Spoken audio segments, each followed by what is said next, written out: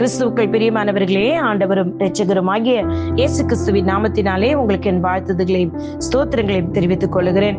இந்த நாளிலும் கர்த்தருடைய வார்த்தையானது 147:11 கர்த்தருக்கு பயந்து தமது கிருபைக்கு காத்திருக்கிறவர்கள் மேல் கர்த்தர் பிரியமாய் இருக்கிறார். ஆமேன், ஹல்லேலூயா, ஸ்தோத்திரம். கர்த்தருடைய சமூகத்திலிருந்து வருகிற வார்த்தை அது தாமதமானாலும் எனக்கு நலமானது செய்யும், எனக்கு நன்மையானது கிடைக்கும், நான் ஆசீர்வாதமாய் இருப்பேன், அது என் பிள்ளைகளின் பிள்ளைகளுக்கு ஆசீர்வாதம். அடுத்த வசனம், அவர் உன் வாசல்களின் தாழ்பாளைகளை பலப்படுத்தி உன்னுடைய பிள்ளைகளை ஆசீர்வதிப்பார். யாருக்கு தெரியுமா?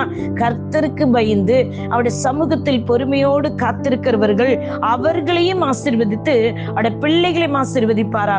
அப்படி கர்த்தருக்கு பயப்படாதவர்கள் யார் தெரியுமா?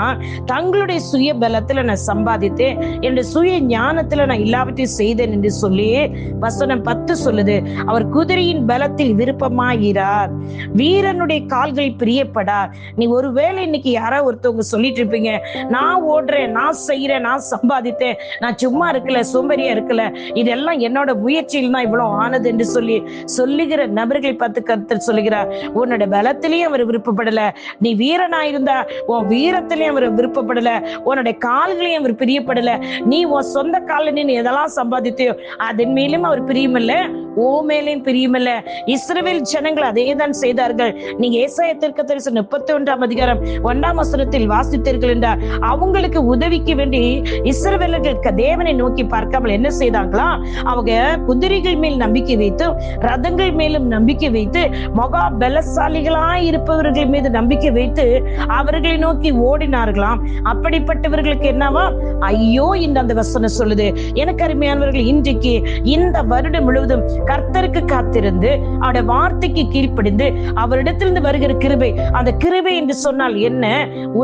என்னுடைய சுய பலத்திலும் எதுவுமே சம்பாதிக்க முடியாது, உன்னால் அல்ல, அவர் ஈவாய் கொடுப்பது. அந்த ஈவை பெற்றுக்கொள்ள காத்திருக்கிறவர்கள் தான் கர்த்தர் பிரியமா இருக்கிறார். அந்த ஈவு உங்களுக்கும் உங்கள் பிள்ளைகளின் பிள்ளைகளுக்கும் ஆசீர்வாதத்தை கொண்டு வரும். அப்படிப்பட்ட தேவன் தான் நம் தேவன். இந்த நாள் தேவன் உங்களுக்கு மகிமையான காரியங்களை வைத்திருக்கிறாரு. மகிமையானவைகளை காண்பீர்கள், மகிமையானவர் உங்களுக்கு மகிமையான காரியங்களை செய்வார். அந்த மகிமையானது உங்களை வழி நடத்தும்.